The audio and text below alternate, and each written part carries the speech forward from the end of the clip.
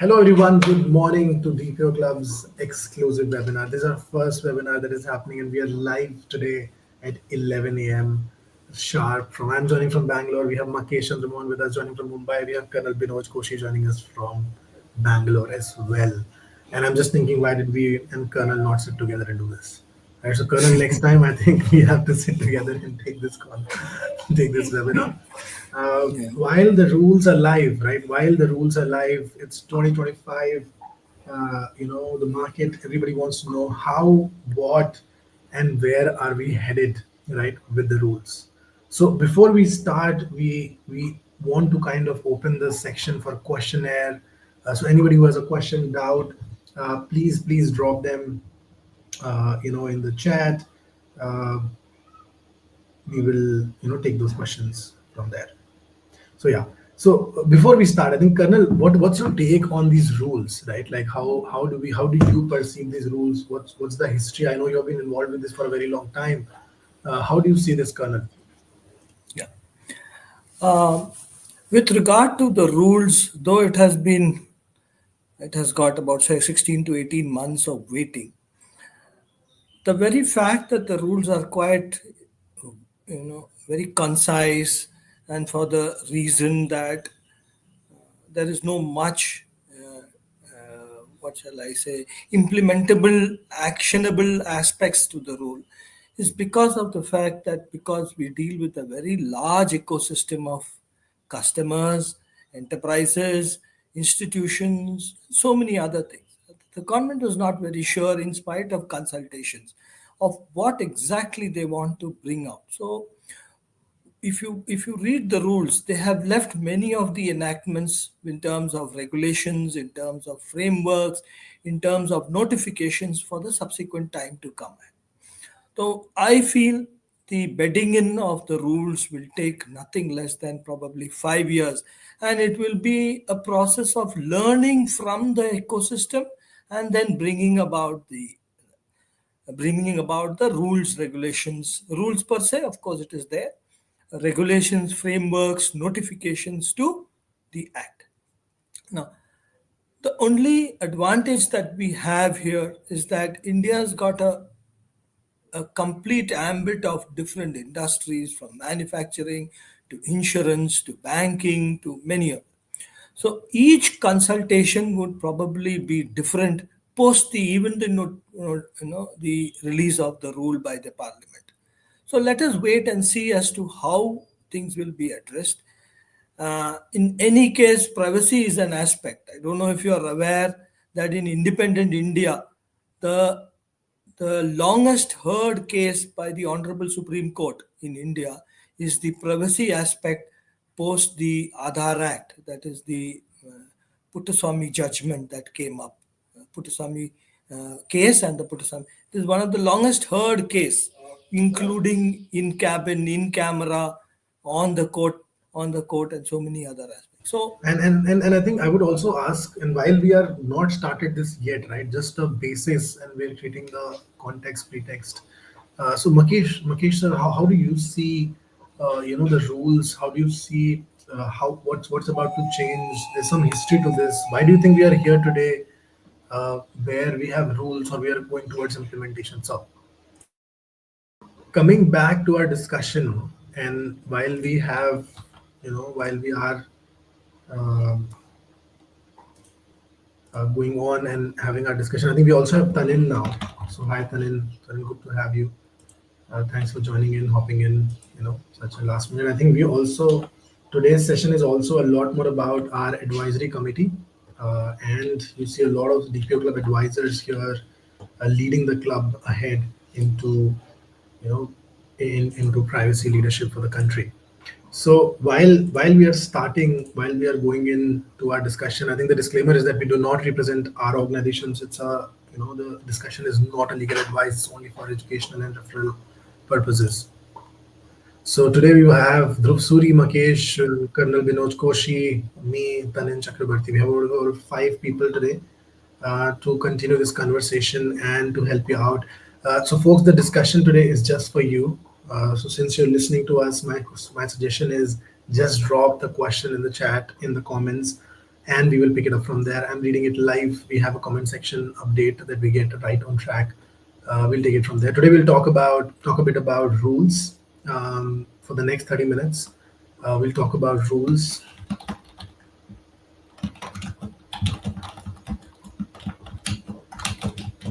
Then we'll talk about consent managers, privacy notices, how things work out. So we'll talk about that. If you have any specific questions, open to take questions. Talking a bit about history, everything started in 2000. I think as Colonel Dinesh Joshi said, 2017 was the Swami judgment. So when I work with companies and they say, hey, privacy law is not active yet. It is active, right? Because under Puttaswamy judgment, right to deletion is already given. It's a law of the country. So data deletion is already a right of everybody who's around all of us. And because of DPDP, we got a lot more. So when it gets live, we'll get a lot more of things. So 2025, right? From 18 to 2025, it took 7 years from the first committee report to here with the draft rules, right? So it took 7 years, but nonetheless, here we are. So talking about the rules overall. So Tanin and Makesh, if you are here, talking rules about overall rules. If we talk about that, um, how do you see? So Colonel, like how do you partition these rules? Right? When you read these rules in DPDP, how do you partition them? What are these important parts of the rules that you should think that people should think about it now and then move on to it later? Yeah. Okay. Uh, I have a little bit inhibition of actually partitioning these rules right now because of the fact that this is only a draft rule. So the other aspect to this, I would like to say that if you look at the definitions per se, there is no major change from what the Act had already provided. The first part of the rules. The second component is the emphasis on the consent and the consent management aspect, which is nowhere across the world that exists. It is not there in any of the other provisions of the Act of different countries. So that is number two that I would like to say. Now the third aspect is the non-definition or non-defining the significant data fiduciary aspect.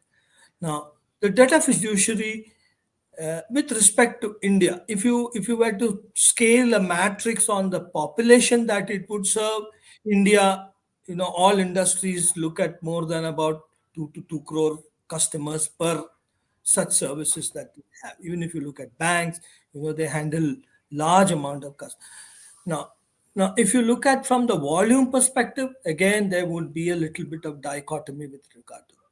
So the rule does not significantly describe what a significant data fiduciary is all about. So that is the third part of the thing. With regard to data, now you would see that there is a very thin line between personal data and data per se. Now, that was deliberately done in these rules and in the Act for the flexibility that they would retain subsequently when the regulations or the frameworks or the notification will come in. Now, a lot has been done with regard to consent withdrawal in this particular rule. Now, if you read the privacy notice part also, they say that when a notice is taken, there should be a provision for a withdrawal of consent even within that notice. And that should be communicated simultaneously to the fiduciary, the processor, and to the data principal. So, this is another aspect.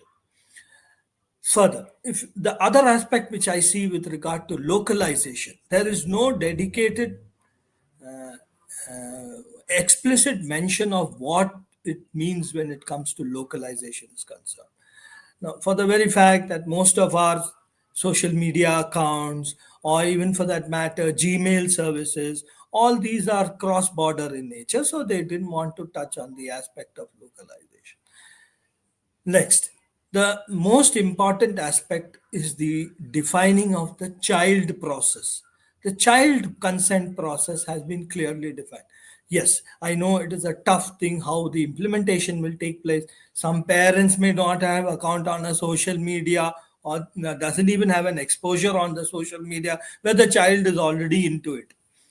Now, one more aspect where we have to look at is what happens in the retrospect. Even that has not been clearly defined. And all this will come up at subsequent times. So these are the divisions which I see from the implementable aspects of the rule. Akash. Correct. I feel like what we understand by implementation, right? And I think, as you mentioned a lot about how do we change, right? What is the change that is going to come in the industry while the processing of data? I think one thing that I just want to kind of clarify to all the listeners, and this is something, the change that happened when GDPR came through, is you cannot process the data anymore, right? Let's be a bit more clear and straightforward. You cannot process the data until you are legally doing that, right? So if you have to process personal data, then either you go through consent or you go through a contractual necessity, right? Otherwise, if you process data, it's unlawful, illegal, and you will be, doing illegal work, right? That's what it actually means, right? Let's be a bit more honest to the point and clarified. And Tanin, you're here. I think thanks, Tanin, for joining in. So hi, folks. Tanin is here. So Tanin, would you like to talk a bit more about, what is significant data fiduciary? How do they change? What is this concept a bit more, Tanin? Yes, well, the rules are out in 3rd January, and we see that there is no clear definition of significant data fiduciary, or rather, clearly calling out that who would be the data fiduciary, significant data fiduciary under the DPDP Act. Now, having said that, we do not have all of that information. And I was just pulling up some clauses out there, and it is told that the government would come up with a few rules exactly on time to time regarding who would be the significant data fiduciary at that point of time. Now, in that case, we always believe that person or the company who process a lot of personal data, and there's a risk behind it, who process those personal data, should be considered as a significant data fiduciary. I, well, it is my view. Likewise, we do not have a classification of PII and SPII. Similarly, I believe that I should not classify myself whether I'm a data fiduciary or significant data fiduciary. Let me consider myself as a significant data fiduciary. What will happen? Government might say that you are not classified as a significant data fiduciary, but if I'm acting like a significant data fiduciary, I'm kind of taking more controls. I will be more vigilant, and I feel that I would be much more ahead from others who believe that they are data fiduciary and not significant data fiduciary and not be acting that way. So my view would be, on your mind, act like a significant data fiduciary. You're doing one step ahead. Maybe you will be said you are not, but you are doing more than what is to be done as a data fiduciary. That would be my point in this case.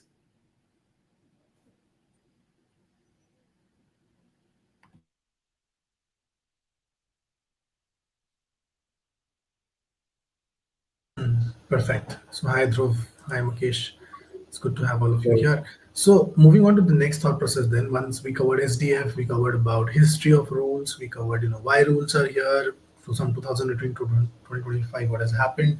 Now let's talk a bit more about consent management and privacy notice. Right. So I think Mukesh, are you there? If you would like to, enlighten us a bit more about how do you see the overall consent management thought process as well as giving that notice thought process. And Dhruv, you can follow up with this. Yeah. Thanks, Akash. See, my point of view on concern management is like still it needs to be evolved. I think a lot of clarity has to come right now. One of the area is like I think whatever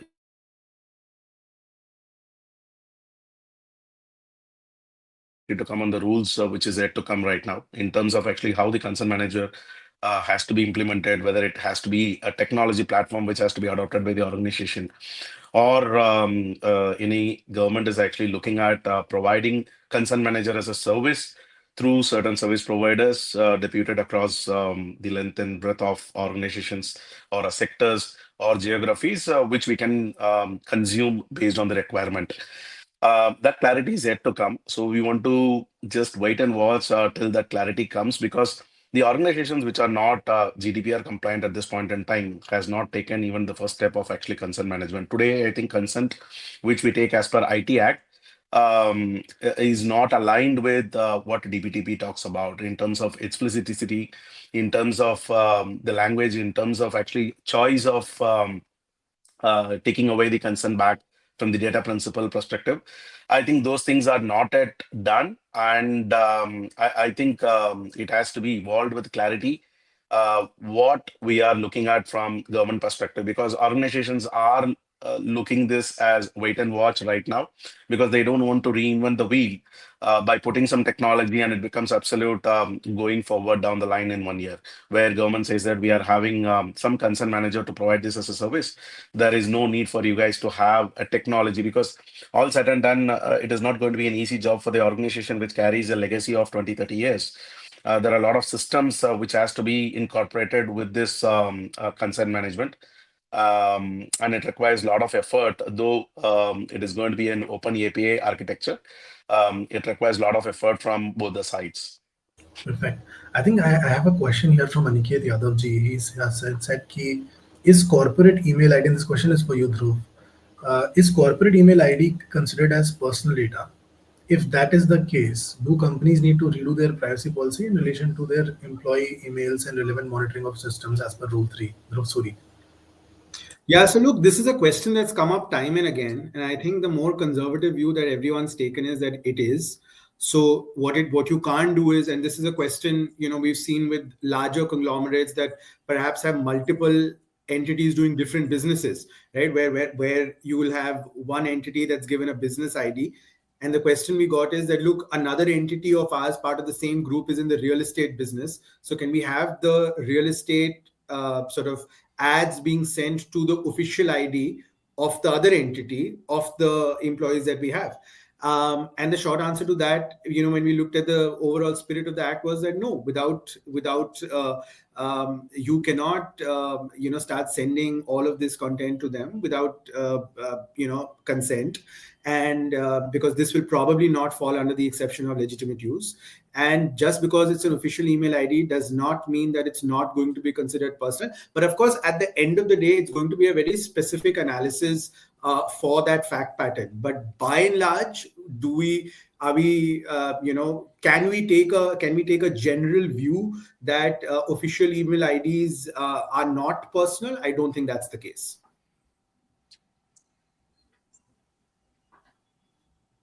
Sure. And just on the consent management piece as well. Okay, if we are moving forward, I'll just give my 2 cents over there. That look, it's a very important sort of space that's gotten created, right? And I think by and large, I'm fairly optimistic in terms of how it will play out. We've seen how a similar model has operated in the fintech space with the account aggregator ecosystem.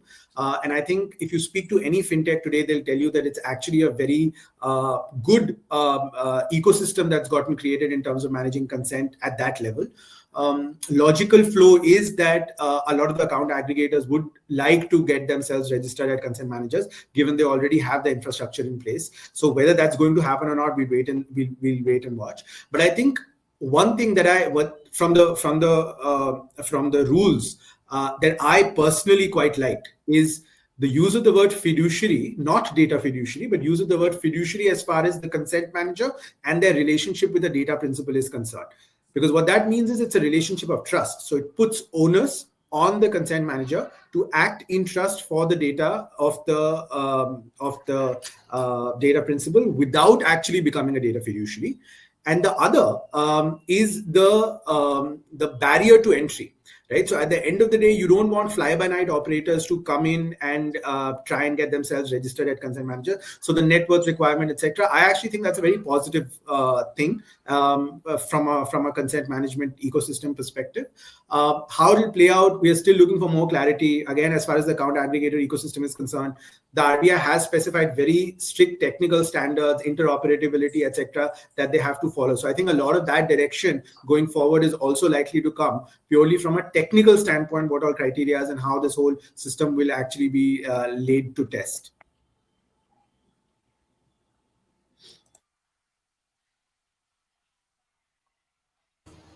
What do you think about verifiable parental consent, Colonel?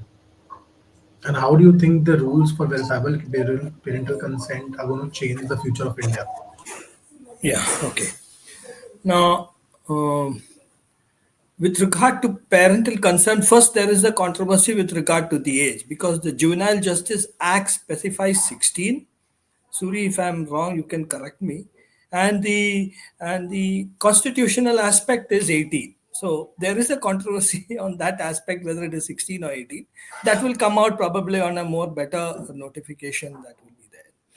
Now, assuming that about 30% of the population today is less than say 18 years of age, uh, I assume that about 50% of them would be those populations whose parents are not there on the social media platform at all.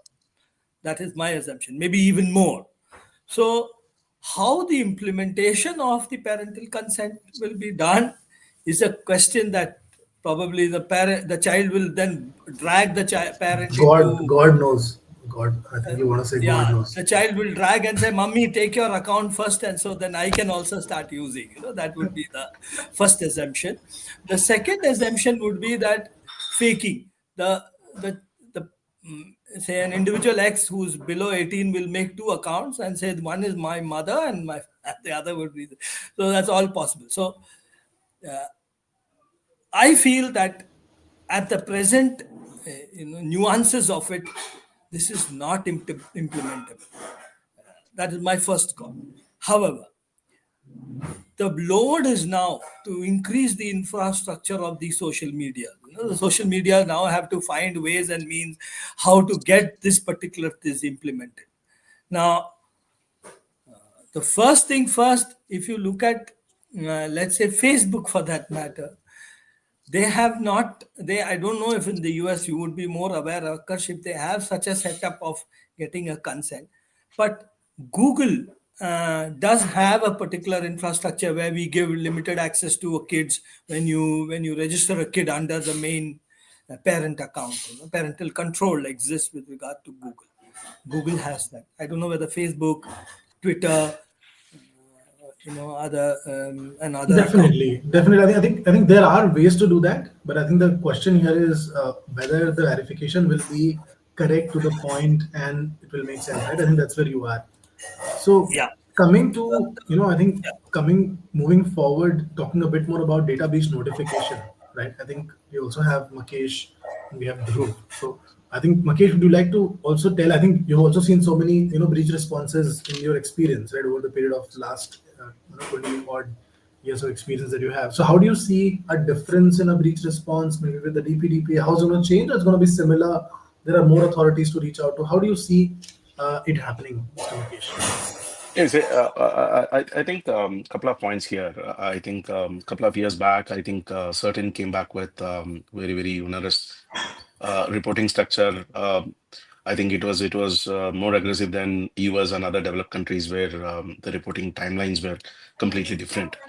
But I think over the period of time, I think we have evolved and we have been given an understanding that the intent of that 72 hours on putting pressure on people is like um, um, is just to say the accountability should be there, and the onus of actually reporting the incident has to be a part of the culture. Earlier it was like whether we need to report it or not. I think I think from that time onwards, I think we have evolved. Now we are really reporting even the potential incidences, some of the potential incidences which may act as a threat intel for somebody else. And from the perspective of privacy notification and privacy breach notification, I'm pretty sure I think that also will take time to evolve. But the idea is, I think we need to have a timeline definitely, and the reporting structure, reporting pattern, templates has to be there. Both to the customers and the potential victim who has become a part of that breach, and at the same time, I think it should also be reporting to a common platform, maybe under DPB, where a platform or a technology is created where seamlessly organizations can report such incidences, and at the same time they can also report such incidences to the customers as well for the necessary corrective actions. Yeah, Dhruv, if you'd like to add on to the breach response. I mean, I think Magesh sir is spot on. I'll just add to that, just from the way the rules are presently structured, right? I think you have to do two reportings effectively. You have to report to the data principal, you have to report to the board. You have to go back to the board without delay with certain information, and then within 72 hours you have to give a more detailed description. Part of that detailed description to the board includes the notification you have given to the data principal. So that presumes that the data principal has to be informed within that 72 or before the expiry of the 72, but definitely before you go back to the board. And you have to report all breaches, right? So there is no threshold for whether it's going to cause harm to the data principal. And I think that is something that could be fairly challenging for organizations, because if you don't have a harm threshold and you have to report everything, then legally what we should also do is very quickly look at the definition of personal data breach, right? What is personal data breach to begin with? And if you allow me to just take 30 seconds and read it out, it means any unauthorized processing of personal data or accidental disclosure, acquisition, sharing, use, alteration, destruction, or loss of access to personal data that compromises the confidentiality, integrity, or availability of personal data, right? So words like compromises are not defined. And even accidental disclosure. So in other words, if you strictly want to comply with what falls within the definition of personal data breach, that means that if your laptop is open and somebody else from your department or your company who's not authorized to actually access that data sees that data while you're having lunch and your screensaver doesn't pop up or the screen doesn't darken out, is that accidental disclosure as well, where it's been accidentally disclosed to somebody who wasn't authorized to access that information? So these are questions that I think we are asking during these consultations as well, because the point is very simple. The definition of personal data breach is quite broad. And if all those reportings, keeping in mind the spirit of the law, if all those reportings have to be done to the board and to the principal, we have to ensure that the board has adequate bandwidth and capacity to be able to manage it. And B, we also have to understand the impact on business, because as a data principal, if you're constantly getting notifications because of the wide definition of personal data breach, will you get immune to them, or will you get sick and tired of them and exercise your right to withdraw your consent and just be like, I don't want my data to be processed? And how will that then impact businesses that rely on data, right? So I think it's an interplay of all these factors, and we'll obviously need to wait and watch how the rules finally evolve. But I hope that these concerns at some point of time are addressed. Akash, I would like to add one point here, if I may. Akash? Go for it, sir. Go for it. Yeah. Now, the Rule 7.2 specifies 72 hours, whereas the notification of April 2022 of CERT India says that the breach should be reported in 6 hours. Now, I, as an IT professional, I don't know whether a privacy breach is actually a cybersecurity breach. So there is a very thin line. Now, government has to go back and then relook at the CERT India notification of April 2022, which is an addendum to the IT Act, and look at what is this time frame. And 6 hours there and 72 hours here. And I don't know in any among us today can make an alienate between a data breach and a privacy breach.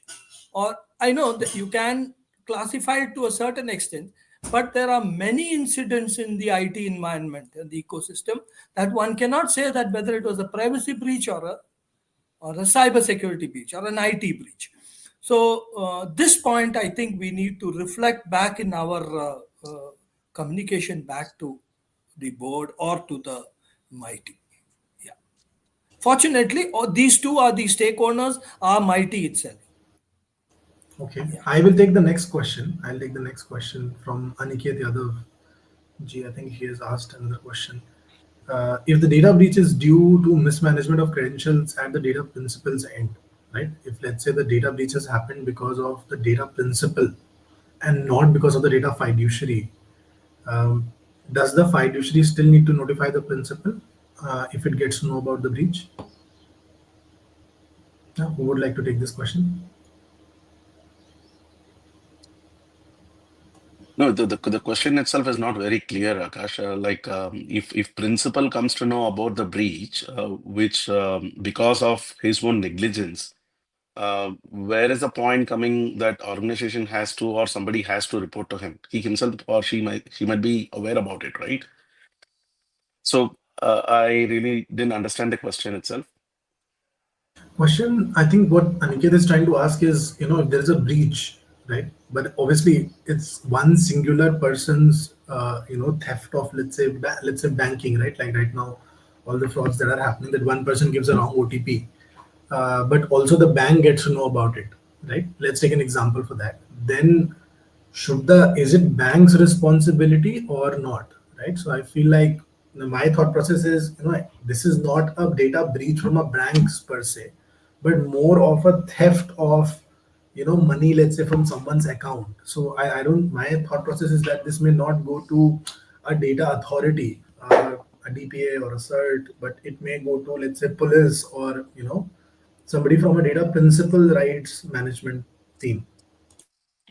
I will give you one classic example. This is not directly related to data breach, but any such act of the principal, if there are any compromise or a breach happens or potential breach which could happen, and if the institution comes to know about it, today's context, I think institution reaches out to customer on saying that the corrective action has to be taken. They don't talk about the source, they don't talk about what is that, but they actually reach out to the customers to, maybe for example, InfoSphere steals the credentials.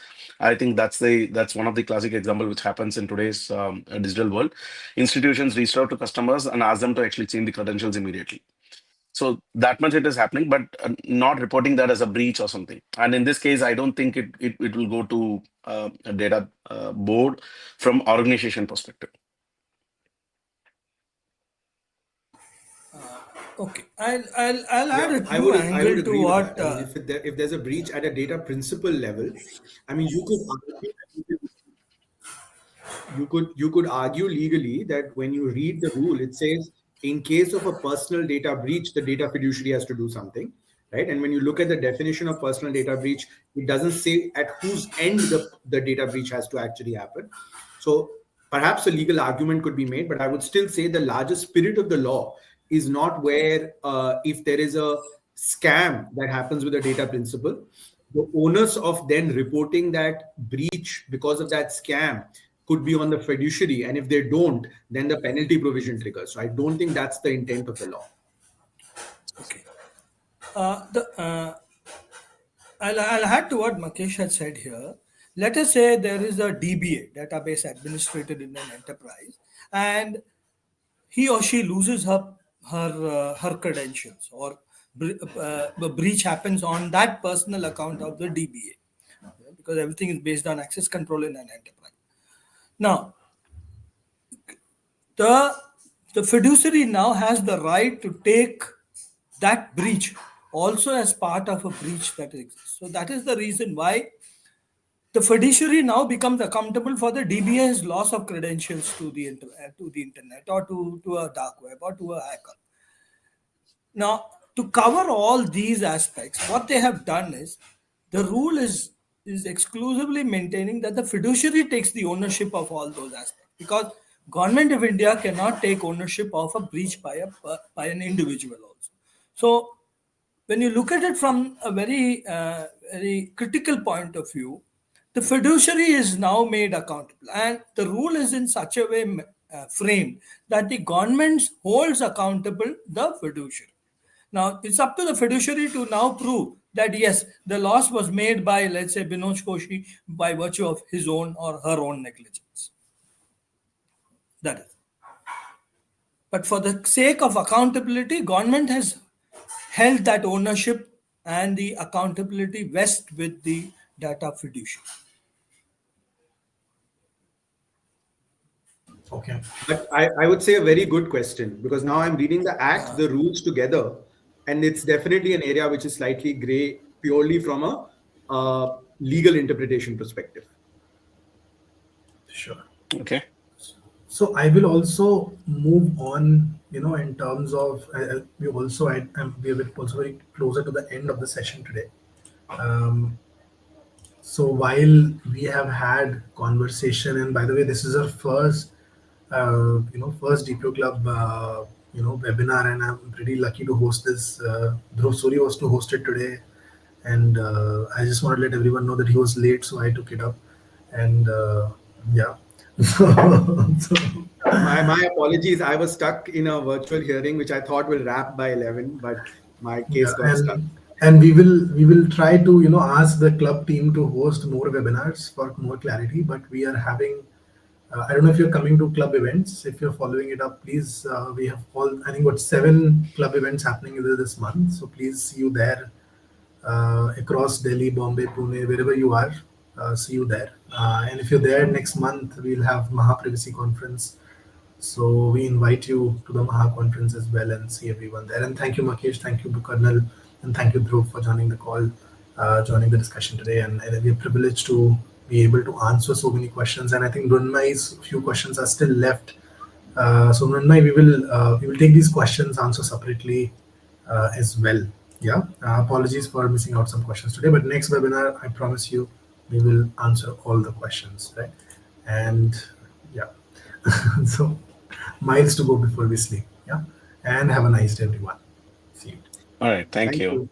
Have a nice day. Bye bye. Thank you, Akash, for hosting. And